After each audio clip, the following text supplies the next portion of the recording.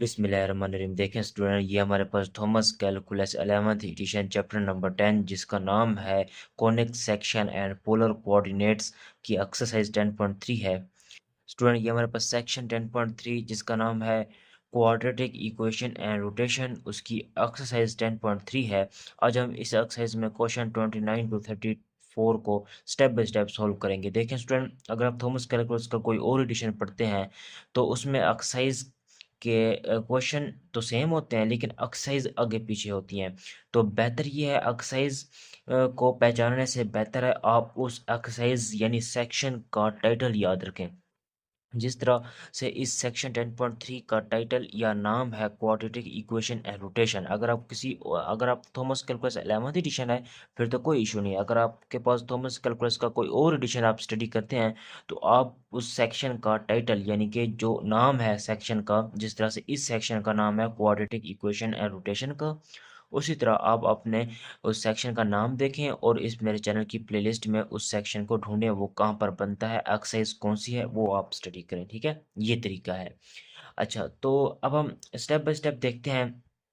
पहले इस थ्योरी को पढ़ते हैं कि थ्योरी में क्या कहा गया है। In exercise 29 to 34 use calculator to find an angle alpha through which the coordinate axis can be rotated to change the given equation into quadratic equation that has no cross product। तो ये तो हमने देखा है कि हम अपने quadratic equation को एक ऐसी क्वाड्रेटिक इक्वेशन में चेंज करके रख देते हैं कि जिसके अंदर एक्स वाई वाई प्रोडक्ट वाली टर्म नहीं होती। ठीक है। अच्छा, इस बार उसने कहा है कि आपने कैलकुलेटर को यूज़ करके एंगल अल्फा फाइंड आउट करना है। तो वो हम फाइंड आउट कर लेंगे, कोई इशू नहीं है। Then find sine alpha cos alpha. अच्छा, हम ट्रिग्नोमेट्रिक आइडेंटिटीज कौन सी फाइंड आउट करनी होगी, साइन और कॉस अल्फा फाइंड आउट करना होगा student. To two decimal places तक फाइंड आउट करना है एंड यूज इक्वेशन 6। अच्छा, अब ये इक्वेशन 6 कौन सी है, ये मैं अब हम स्टडी करेंगे। अभी फिलहाल आप थ्योरी को देखें, थ्योरी को समझें। इक्वेशन 6 को यूज करके to find the coefficient of new equation to the nearest decimal place. In each case say whether the convex section is an ellipse, hyperbola और पैराबोला। ठीक है। तो वही काम हमने जो हमने एक्सरसाइज में क्वेश्चन 1 to 16 में जो काम हमने किया था कि हमारे पास जो क्वाड्रेटिक इक्वेशन होती थी कॉनिक सेक्शन की, वहाँ से ए बी और सी की वैल्यू निकाल के हम ये चेक करते थे कि कॉनिक सेक्शन में वो हाइपरबोला है, पैराबोला है या एलिप्स है। तो वही काम हमें यहाँ पर भी करना होगा। लास्ट में जो हमारे पास एक नई इक्वेशन बनेगी, ठीक है, नई जो इक्वेशन बनेगी उसमें हमें चेक करना होगा पैराबोला, हाइपरबोला या एलिप्स, वो कॉनिक सेक्शन में से कौन सी टाइप बन रही है उसकी। ठीक है। तो अब हम स्टेप बाय स्टेप पहले थोड़ा इससे अब देखें। इस क्वेश्चन नंबर 29 को सॉल्व करने से पहले कुछ बेसिक कंसेप्ट है जो इस एक्सरसाइज के इस क्वेश्चन में यूज होने वाला है। तो मैं चाहता हूं कि पहले उस बेसिक कंसेप्ट को क्लियर कर लेते हैं, पहले फार्मूलाज को डिस्कस कर लेते हैं स्टेप बाय स्टेप, फिर इस क्वेश्चन नंबर 29 और आगे क्वेश्चन को स्टेप बाय स्टेप तरीके से सॉल्व करेंगे स्टूडेंट। अच्छा स्टूडेंट, मैंने general quadratic equation conic section की डिस्कस की थी अपने इस क्वाड्रेटिक इक्वेशन एंड रोटेशन वाले सेक्शन 10.3 में। पहली वीडियो ही थी, मैंने ये डिस्कस किया था कि E x square plus B x y plus C y square plus D x plus E y plus F is equal to zero. इस टाइप की जो इक्वेशन है वो जनरल क्वाड्रेटिक इक्वेशन है कॉनिक सेक्शन की। अच्छा, इसके बाद मैंने एक और चीज़ भी डिस्कस की थी सेकंड वीडियो में कि equation of rotating coordinate axis को रोटेट करने की जो इक्वेशन होती है वो ये होती है x equal to x dash cos alpha minus y dash sine alpha, y is equal to x dash sine alpha plus y dash cos alpha. अब इन दो वैल्यूज को उठाकर मैं इक्वेशन नंबर 1 के अंदर पुट अप करूंगा तो अब इक्वेशन नंबर 1 की तरह मुझे एक नई क्वाड्रेटिक इक्वेशन कॉनिक सेक्शन की मिल जाएगी। ठीक है। देखें, ये भी एक क्वाड्रेटिक इक्वेशन है कॉनिक सेक्शन की। इन एक्स और वाई की वैल्यू को मैं यहाँ पर पुट अप कर दूं ना तो मेरे पास एक नई क्वाड्रेटिक इक्वेशन मिलेगी कॉनिक सेक्शन की। ठीक है। अब देखें, ये मैं वही वही बात कह रहा हूँ, if we use equation 2 in equation 1 then we obtain a new quadratic equation. ठीक है। अब देखें, ए को मैंने वैसे रख दिया। अब अगर आप गौर करें स्टूडेंट, ये एक्स है तो एक्स की जगह ये वाली वैल्यू मैंने पुट अप कर दी और स्क्वायर एज इट लिख दिया। प्लस बी को मैंने एज इट लिख दिया, एक्स की जगह मैंने ये वैल्यू पुट अप की, वाई की जगह मैंने ये वैल्यू पुट अप की है। ठीक है, इस तरह से। अब देखें, सी को मैंने वैसे रख दिया, वाई की जगह मैंने ये वैल्यू पुट अप कर दी और उसका मैंने स्क्वायर एज इट लिख दिया। डी को मैंने वैसे रख दिया, एक्स की जगह ये वैल्यू इस तरह, वाई की जगह ये वैल्यू, एफ को मैंने वैसे रख के इक्वल टू जीरो रख दिया। अब नेक्स्ट इसको स्टेप बाय स्टेप देखते हैं स्टूडेंट। अब मैंने क्या कैसे किया को ओपन किया हुआ है स्टूडेंट, गौर अगर आप गौर करें तो मैंने यहाँ पर स्क्वायर को ओपन कर रखा है स्टूडेंट। देखें, ए है, इसके साथ ये वैल्यू है, मैंने स्क्वायर को ओपन कर दिया, ये बन गया मेरे पास, ठीक है। बी, अब इस पहले एक्स डैश कॉस अल्फा को इस होल के साथ मल्टीप्लाई कर दिया, फिर minus y dash sine alpha को इस होल के साथ मल्टीप्लाई कर दिया मैंने, तो ये बी, तो ये यहाँ तक आके खत्म हो गई। अब इस तरह सी और इसका स्क्वायर मैंने ओपन कर दिया, तो ये बन गया होल। डी और डी को मैंने अंदर मल्टीप्लाई कर रखा है, इस तरह ई को मैंने अंदर मल्टीप्लाई कर रखा है, plus F is equal to zero. Simple सी कैलकुलेशन है स्टूडेंट, कोई मुश्किल काम नहीं है यहाँ पर, ठीक है। जिस तरह से हम स्क्वायर ओपन करते हैं वैसे मैं स्क्वायर ओपन कर। अब नेक्स्ट टाइम में देखिए मैंने एरो का साइन लगाकर, अब मैंने क्या किया है स्टूडेंट, अब देखिए यहाँ पर समझने वाली बात है। जिस तरह से मैं इक्वेशन नंबर वन को आप एक दफा दोबारा दिखाता हूँ। अच्छा, अब मेरे पास जो नई क्वाड्रेटिक इक्वेशन बन रही है ना, मैं चाहता हूँ वो मेरे पास इक्वेशन नंबर वन की तरह ही हो, यानी कि पहले एक्स स्क्वायर हो और उसके साथ कोई ना कोई कांस्टेंट हो, फिर एक्स वाई प्रोडक्ट की टर्म हो, फिर वाई स्क्वायर वाली टर्म हो, फिर एक्स और वाई पावर वन वन वाली टर्म हो, उसके बाद फिर कांस्टेंट टर्म हो। तो मैं इस तरह से इसे, जो हमारे पास एक नई क्वाड्रेटिक इक्वेशन बन रही है, तो मैं बिल्कुल उसी तरीके से इसे एक फॉर्म में कन्वर्ट करूंगा। देखें, अब मुझे पहले, सबसे पहले ये एक्स, यहाँ पर, वहाँ पर वेरिएबल एक्स होता था, यहाँ पर एक्स डैश है, वहाँ पर वेरिएबल वाई होता था, यहाँ पर अब जो नई इक्वेशन बन रही है इसमें वेरिएबल वाई डैश है, तो फर्क सिर्फ एक्स की जगह एक्स डैश का है, ठीक है। अब यहाँ पर एक्स डैश का स्क्वायर होना चाहिए सबसे पहले, तो इसका इसके साथ कोफिशिएंट कौन सा है, ए का स्क्वायर अल्फा, तो ये ए का स्क्वायर अल्फा लिखा हुआ है, ठीक है। इसी तरह से एक्स डैश का स्क्वायर और कहाँ पर है स्टूडेंट, वो ये पर है, ये देखें, b cos alpha sin alpha, तो ये b cos alpha sin alpha, यानी x डैश स्क्वायर के साथ जो कोफिशिएंट है वो मैंने लिख दिया, क्योंकि उसे मैंने बाद में कॉमन निकालना है, और x डैश का स्क्वायर और कहाँ पर है, ये है, तो c sin स्क्वायर अल्फा, तो क्योंकि इसे मैंने बाहर कॉमन निकालना, वो ये देखें, ये इस तरह से, ठीक है। तो ये मैंने रेड कलर का निशान लगाया हुआ है ताकि पहचान सकूं, ये और ये खत्म हो गया। अब नेक्स्ट आगे, अब मुझे आगे किसकी वैल्यू चाहिए होती है स्टूडेंट, मुझे प्रोडक्ट एक्स वाई की वैल्यू चाहिए होती है, ठीक है। यहाँ पर तो एक्स वाई को हमने सब्स्टिट्यूट कर रखा है, तो हमारे पास एक्स डैश और वाई डैश होगा, तो आगे प्रोडक्ट वाली टर्म आती है, एक्स डैश और वाई डैश का प्रोडक्ट कहाँ का आ रहा है, देखें वो ये है स्टूडेंट, ठीक है। ये फिरोजी कलर का मैं लिखा हुआ है एक्स डैश, और ये वाई डैश का प्रोडक्ट आ रहा है, तो इसका कोफिशिएंट कौन सा है, -2 cos अल्फा sin अल्फा, तो ये -2 cos अल्फा और sin अल्फा, तो ये वाला ए जो है, ये क्योंकि बाइक खड़ा था तो ये मैंने एज इट लिख दिया, ठीक है। एक्स डैश वाई डैश का प्रोडक्ट एक ये आ रहा है एक्स डैश वाई डैश, और एक ये आ रहा है माइनस का वाई डैश एक्स डैश, तो ये क्या हो गया, ए बी इंटू ब्रैकेट में cos square alpha minus sin square alpha, और बाहर मैं लिख दूंगा वाई डैश एक्स डैश, वो ये लिखा हुआ है, ठीक है।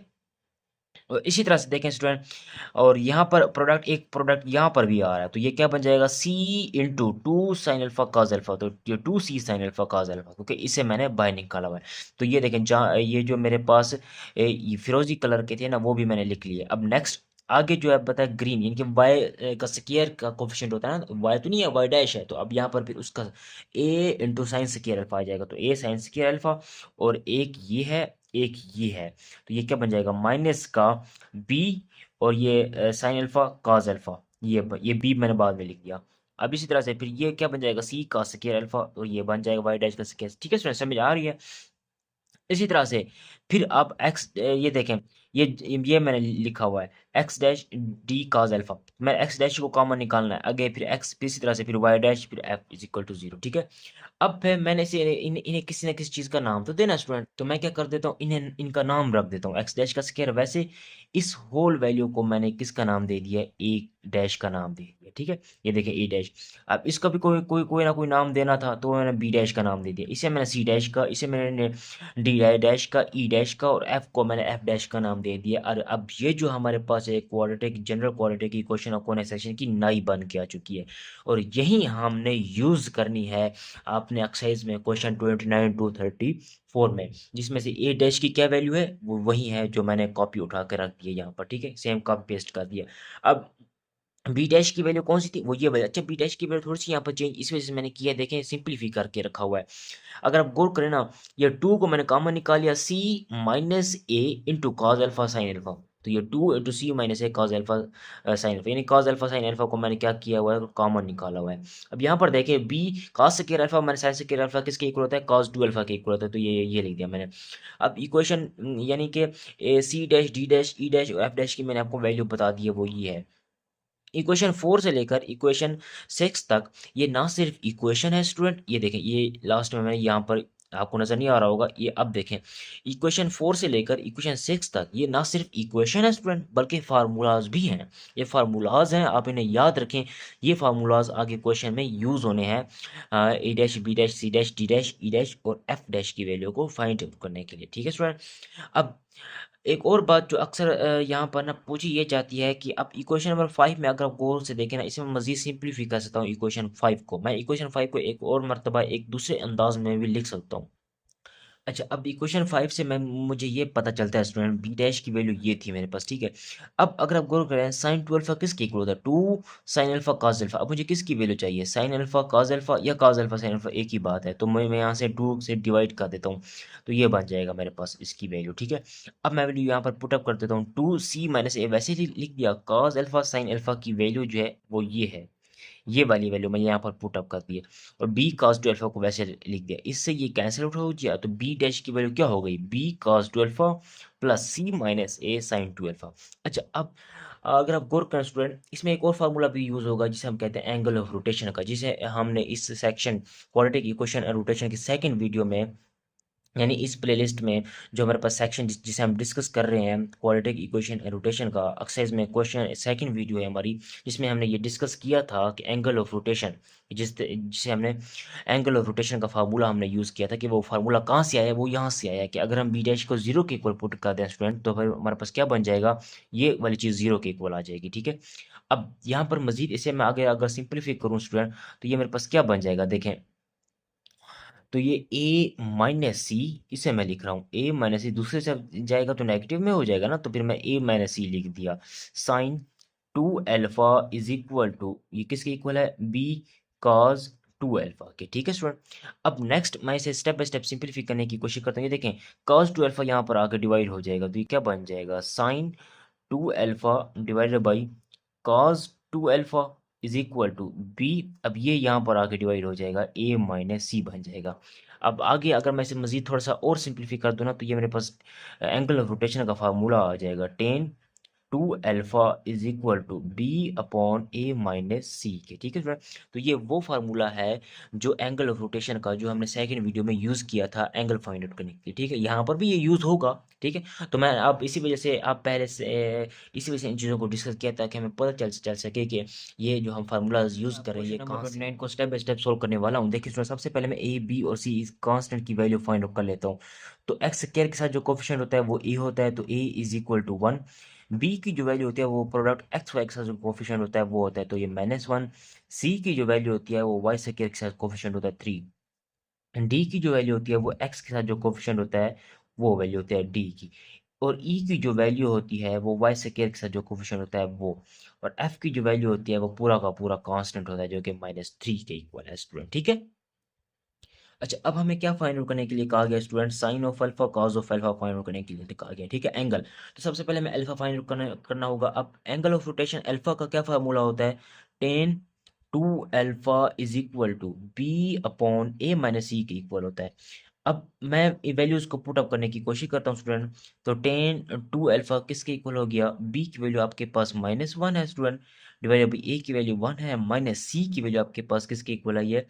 3 के इक्वल है। तो किसके इक्वल हो गया? -1 डिवाइडेड बाई -2, जो कि इक्वल आ जाएगा 1/2 के। सोल्व करें इसे, यानी कि 2 alpha is equal to 10 inverse 0.5। तो ये किसके इक्वल निकलता है स्टूडेंट?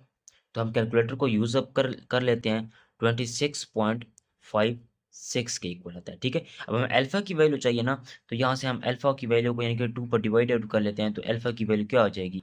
13.28 बन जाएगा स्टूडेंट, इस तरह से। ठीक है स्टूडेंट।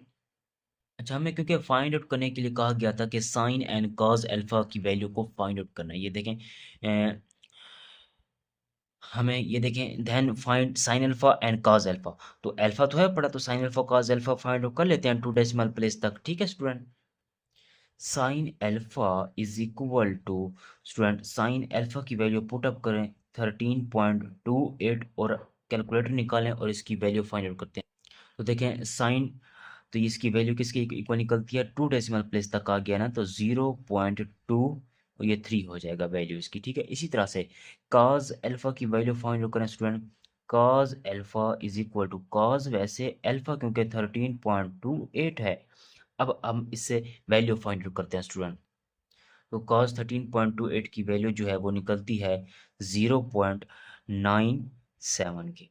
ठीक है स्टूडेंट, ये इस तरह से बिल्कुल सेम इसी मेथड से देखें साइन 2 अल्फा की वैल्यू क्या बनेगी, देखें साइन 2 मल्टीप्लाई भी अल्फा हमारे पास 13.28 है और इसकी जो वैल्यू बनेगी साइन ऑफ 26.56 और इसकी वैल्यू निकलती है 0.45 के इक्वल निकलती है इस तरह से। ठीक है, अब इसी तरह से देखें cos ऑफ 2 अल्फा की वैल्यू क्या निकलेगी, cos of 2 alpha is equal to cos into 2 multiply by 13.28 और ये निकलता है cos 26.56। अब इसके cos की वैल्यू निकालेंगे स्टूडेंट तो ये निकलती है हमारे पास 0.89 के। ठीक है, अच्छा अब हमने ये दो वैल्यूज किस लिए फाइंड आउट की, हमें तो क्वेश्चन की स्टेटमेंट में यहाँ तक फाइंड आउट करने के लिए कहा गया था ना स्टूडेंट। ठीक है, हमने ये दो वैल्यू इसलिए यूज़ किए हैं क्योंकि आगे जो हम नई क्वाड्रेटिक इक्वेशन लिखेंगे, नई क्वाड्रेटिक इक्वेशन जो हम जनरेट करेंगे उसमें ये दो वैल्यूज यूज़ हो रही होंगी। अगर आप गौर करें ना साइन 2 अल्फा cos 2 अल्फा ये यहाँ पर यूज़ हो रहा है जो हमने डिस्कस किया है, ये देखें cos 2 अल्फा यहाँ पर यूज़ हो रहा है और sin 2 अल्फा यहाँ पर यूज़ हो रहा है, इसीलिए इन दोनों की वैल्यू निकालना ज़रूरी था। अच्छा जो हम नई क्वाड्रेटिक इक्वेशन यूज़ करेंगे उसमें हमें a dash b dash c dash d dash e dash और f डैश की वैल्यू को फाइंड आउट करना पड़ेगा। ठीक है, क्योंकि ऊपर उसने क्वेश्चन की स्टेटमेंट में हमें यही कहा है। बिल्कुल देखें स्टूडेंट, इसे क्वेश्चन की स्टेटमेंट को एक दफ़ा दोबारा पढ़ने की कोशिश करते हैं। उसने क्या कहा था कि कैलकुलेटर यूज़ करें, वो हमने कर लिया एंगल अल्फा फाइंड आउट करने के लिए कि जिसके थ्रू हमारे पास क्रॉस प्रोडक्ट वाली टर्म खत्म हो सके। यहाँ तक तो हमें पता है, ये चीज़ें हमें वही है जो हमने पहले यूज़ की हुई थी है ना प्रीवियस वीडियोस में। अब साइन अल्फा कॉस अल्फा को 2 डेसिमल प्लेसेस तक हमने भी फाइंड आउट कर लिया। अब यूज़ इक्वेशन 6। इक्वेशन 6 कौन सी वाली है, वो इक्वेशन नंबर 3 है जो हमने डिस्कस की थी। ये देखें, ये मेरे पास इक्वेशन नंबर 3 है ना स्टूडेंट, ये देखें ये मेरे पास इक्वेशन नंबर 3 है। अगर आप गौर करें इस इक्वेशन नंबर वो 6 की जो बात कर रहे हैं ना वो यही इक्वेशन नंबर 3 है। ठीक है, वो कह रहा है कि इक्वेशन नंबर 6 को यूज़ करके न्यू कोएफिशिएंट फाइंड आउट करें इक्वेशन के, यानी कि a dash b dash c dash ये जो ग्रीन कलर में मैंने लिखे हुए हैं ये फाइंड आउट करें। और ये फाइंड आउट करने के लिए इनके अपने फार्मूलाज हैं, ये हैं इनके अपने फार्मूलाज हैं। इनकी में वैल्यूज़ को पुटअप करेंगे, a dash b dash c dash की वैल्यू फाइंड आउट करेंगे, फिर इस इक्वेशन नंबर 3 यानी 6 के अंदर रखेंगे और सॉल्व करके नई हमारे पास एक क्वाड्रेटिक इक्वेशन कॉनिक सेक्शन की बन जाएगी। फिर उस नई क्वाड्रेटिक इक्वेशन को आइडेंटिफाई करेंगे, मतलब बताएंगे कि वो पैराबोला है, एलिप्स है या हाइपरबोला है। ठीक है स्टूडेंट, ये इस तरह से। तो वो यही कह रहा है कि use equation 6 to find the coefficient of new equation, यानी कि जो न्यू इक्वेशन हमारे पास इक्वेशन 3 या इक्वेशन 6, यहाँ पर इक्वेशन 6 कह रहा है, जो इक्वेशन 3 जो हमने लिखी है ना वही है, उसमें जो हमारे पास a dash b dash c dash है ना वो वही कोएफिशिएंट ही है, वो हमने फाइंड करने हैं 2 डेसिमल प्लेस तक। ठीक है, और लास्ट में हमने फिर आइडेंटिफाई करना है कॉनिक सेक्शन को, बस यही कुछ है। तो मैंने इस वजह से a डैश को लिखा हुआ है। तो अपना a डैश कोएफिशिएंट निकालते हैं। अब a की तो वैल्यू हमने निकाली हुई थी ना, ऊपर a की वैल्यू 1 थी, ये देखें जो हमारा प्लस गिवन जो क्वाड्रेटिक इक्वेशन थी ना उसमें a की वैल्यू 1 है। ये a b c और f तक मैंने इसीलिए वैल्यू लिखी है क्योंकि ये यूज होने वाली है। अब a की वैल्यू कितना है हमारे पास स्टूडेंट, 1 के इक्वल आई है। ठीक है, और cos अल्फा की वैल्यू किसके इक्वल आई है, 0.97, यानी कि उसका स्क्वायर 0.97 और उसका स्क्वायर प्लस b की वैल्यू ऊपर किसके इक्वल आई थी हमारे पास, -1 की इक्वल आई थी। ठीक है, और cos अल्फा की वैल्यू किसके इक्वल आई है, ये देखें cos अल्फा की वैल्यू 0.97 है, तो 0.97। साइन अल्फा की वैल्यू किसके इक्वल है स्टूडेंट, 0.23 के इक्वल है, प्लस सी की वैल्यू अभी ऊपर मैंने फाइंड की हुई है, ये देखें सी की वैल्यू मेरे पास 3 के इक्वल आई है स्टूडेंट। ठीक है, इस तरह से ये देखें सी की वैल्यू 3 है, तो ये 3 वैल्यू मैं यहाँ पर पुट अप करने की कोशिश करता हूँ स्टूडेंट। तो ये 3 और साइन अल्फा का स्क्वायर, तो साइन अल्फा मेरे पास 0.23 के इक्वल है, तो 0.23 का स्क्वायर। अब मैं इसे सोल्व कर लेता हूँ स्टूडेंट, 0.9 बन जाएगी। ठीक है, इसी तरह से बी डैश का फार्मूला ये होता है, मैंने पहले डिस्कस कर रखा है। ठीक है, अब बी की वैल्यू जो मैंने निकाली थी स्टूडेंट वो -1 के इक्वल आई है, और cos 2 अल्फा की वैल्यू भी मैंने निकाली थी 0.89 के इक्वल आई थी। ठीक है, प्लस सी की वैल्यू मैंने निकाली थी वो 3 के इक्वल आई थी, माइनस ए की वैल्यू मेरे पास 1 के इक्वल आई थी, और साइन 2 अल्फा की वैल्यू मेरे पास 0.45 के इक्वल आई थी। ठीक है, जब मैं इसे सिंप्लीफाई करूंगा तो मेरे पास आंसर बन जाएगा, तो इसका जो आंसर बन जाएगा वो 0.01 बन जाएगा, वो यानी कि नियरली 0.0 है। ठीक है, क्योंकि ये बी डैश किसका कोफिशिएंट होता है, cross product x dash y dash का, ठीक है, या एक्स वाई का। तो क्योंकि हमने एलिमिनेट किया हुआ है तो एक्स डैश वाई डैश है। अब हमने क्योंकि क्वेश्चन की स्टेटमेंट में यही है कि एक ऐसी क्वेश्चन हमने कन्वर्ट करके रखना होता है अपनी क्वाड्रेटिक इक्वेशन को, ना ही क्वाड्रेटिक इक्वेशन को नेक्स्ट सेक्शन में, कि जिसमें x dash y dash cross product वाले टर्म खत्म हो सके। तो वो खत्म भी तब होगी ना जब उसका कोफिशिएंट जीरो हो जाए, यानी कि बी या बी डैश जीरो हो जाए, तो इस वजह से, ठीक है। अब इसी तरह से नेक्स्ट अब मैं सी डैश की वैल्यू को फाइंड आउट करना होता है स्टूडेंट। तो सी डैश का जो फार्मूला था वो मैंने लिख लिया है। अब ए की वैल्यू मैं यहाँ पर पुटअप करता हूँ, वो मेरे पास 1 के इक्वल थी ए की वैल्यू, ठीक है। अब साइन स्क्वायर अल्फा, क्योंकि साइन अल्फा मेरे पास 0.23 के इक्वल होता है, तो उसका स्क्वायर मैंने लगा दिया माइनस। अब सुनो, अगर आप गौर करें बी की वैल्यू यहाँ पर हमारे पास -1 के इक्वल आई थी, ठीक है। और साइन अल्फा की वैल्यू जो मैंने निकाली थी वो 0.23 के इक्वल थी। और कॉस अल्फा की वैल्यू मेरे पास 0.97 के इक्वल थी, प्लस सी। अच्छा, अब सी की जो वैल्यू थी वो मेरे पास 3 की इक्वल आई थी ना। अब कॉस की जो वैल्यू है 0.97 है और उसका स्क्वायर, इसे मैं जब सिंप्लीफाई करूंगा स्टूडेंट तो मेरे पास इसकी वैल्यू आ जाएगी 3.1 के इक्वल आ जाएगी, इस तरह से, ठीक है। अब इसे इसी मेथड से मैंने डी डैश की वैल्यू को फाइंड आउट करना है। तो डी डैश का क्या फार्मूला था स्टूडेंट, ई साइन अल्फा। तो डी की वैल्यू मेरे पास 1 के इक्वल आई थी, मल्टीप्लाई भी कॉस ऑफ अल्फा मुझे पता है 0.97 के इक्वल है, प्लस ई की जो मेरे पास वैल्यू थी वो -1 के इक्वल थी स्टूडेंट, ठीक है। और साइन ऑफ अल्फा की वैल्यू भी मुझे पता है 0.23 के इक्वल है। इसे मैं जब सिंपलीफाई करूंगा तो ये इक्वल है 3.0 के इक्वल है। इसी तरह से अब मुझे ई डैश की वैल्यू फाइंड करनी है, तो ई डैश का मैं फार्मूला लिख लेता हूँ स्टूडेंट। तो ये मेरे पास फार्मूला है, ई की वैल्यू मुझे पता है -1 के इक्वल है, ये मल्टीप्लाई बाई कॉस अल्फा की जो वैल्यू है वो मुझे पता है 0.97 है, ठीक है, और माइनस। अब डी की वैल्यू मुझे पता है 1 के इक्वल है, साइन ऑफ अल्फा की वैल्यू मेरे पास 0.23 के इक्वल होती है, ठीक है। अब इसे ये वैल्यू आ जाएगी माइनस का 1.2।